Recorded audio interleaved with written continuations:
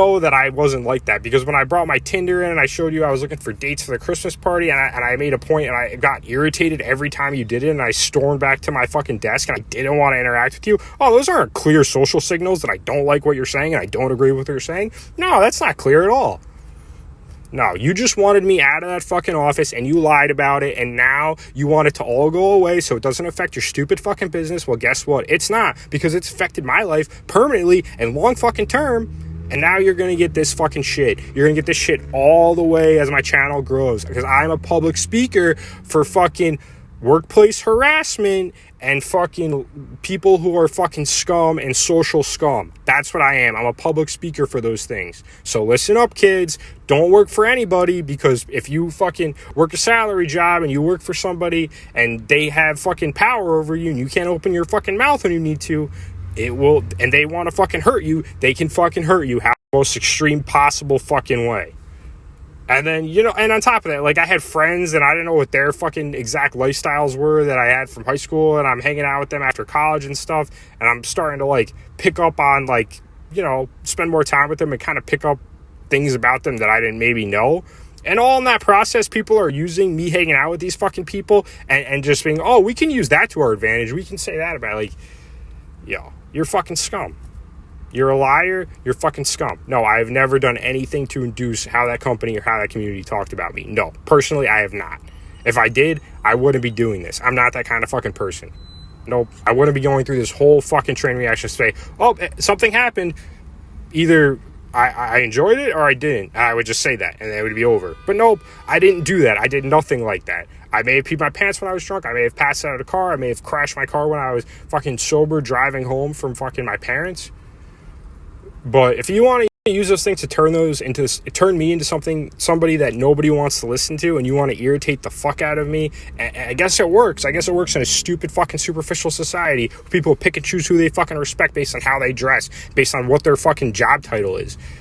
What a sad place to fucking live. I'm so happy I'm out of that area, and this whole conversation wouldn't have been induced if my cousin would just accept the fact that what I'm telling her is how I fucking feel, and stop turning my PTSD and all the shit that I had to go through into saying, maybe you don't know how you feel. No, I know exactly how I feel. I know what I'm attracted to, and I know fucking that when I'm around nobody, I have fucking PTSD feelings. I have flashbacks. And having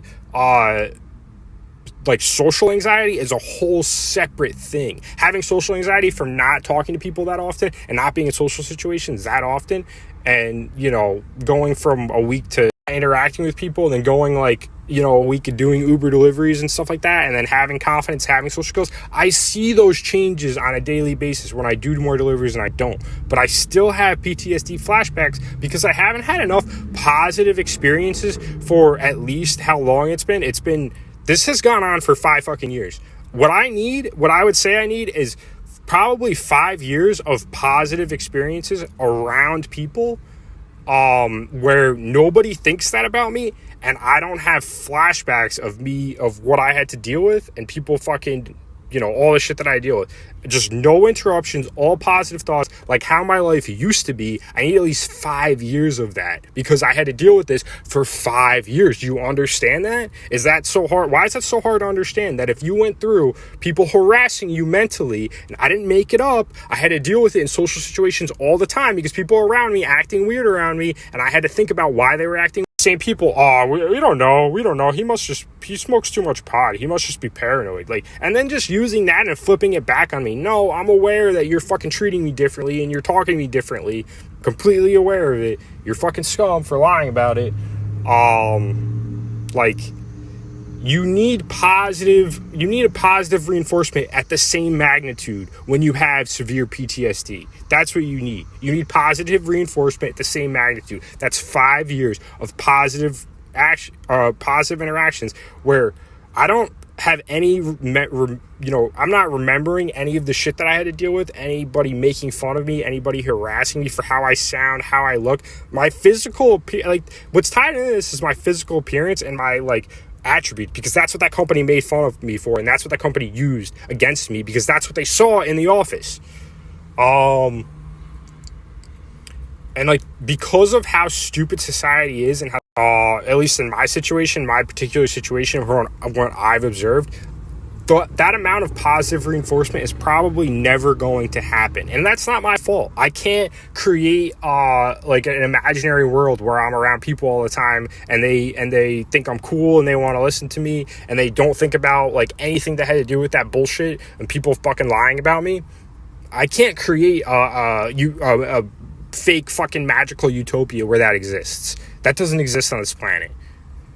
People either don't know me or from that community wanted to listen to whatever bullshit and not have conversations with me about it. So I'm on this world alone. I have PTSD, and that's just the way it fucking is. If you're going to turn somebody's PTSD into something that it's not, you're emotionally unintelligent, and you need to build more empathetic intelligence. This is very simple.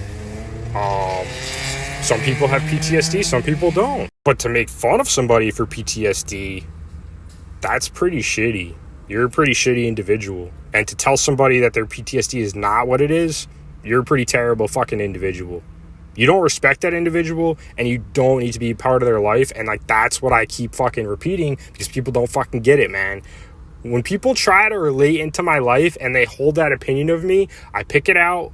It comes out in conversation, and then it ties back, and it adds to this entire long fucking 5 years of PTSD. It doesn't break the fucking cycle. You're not breaking the cycle for me. You're doubting me, and you're not listening to me.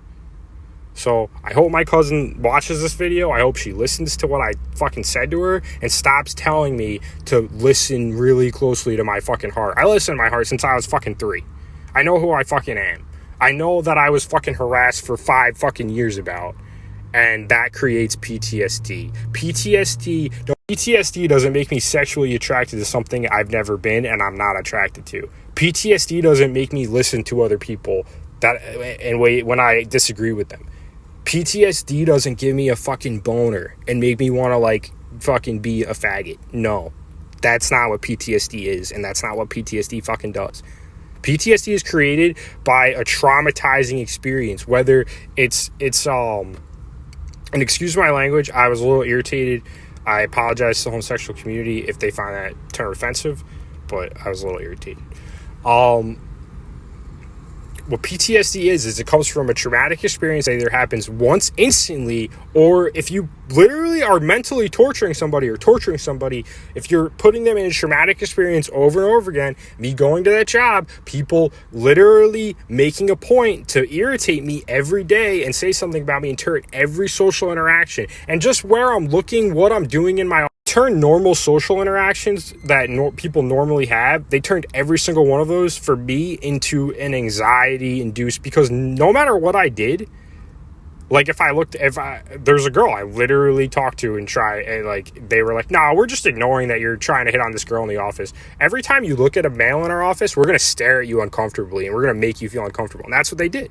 Anytime somebody would walk in the office that was a male that wasn't from our office, and I'm just like, oh, who's this? Like a normal fucking person does.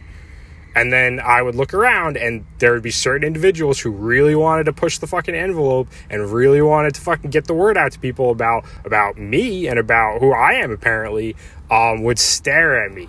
I would look around, and I'm not going to say any names. There was a girl in that fucking office, and she would make a point every time she would be looking at me, and anytime she would turn any social interaction I had, and then she would just stare at me and make me. I'm talking about like forcibly staring for probably like 10 seconds, 15 seconds.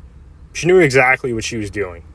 And then on top of that, like the fear in my back of my head that what these people are saying in the fucking office is going to start like impacting the community around me. That was my number one nightmare from day one.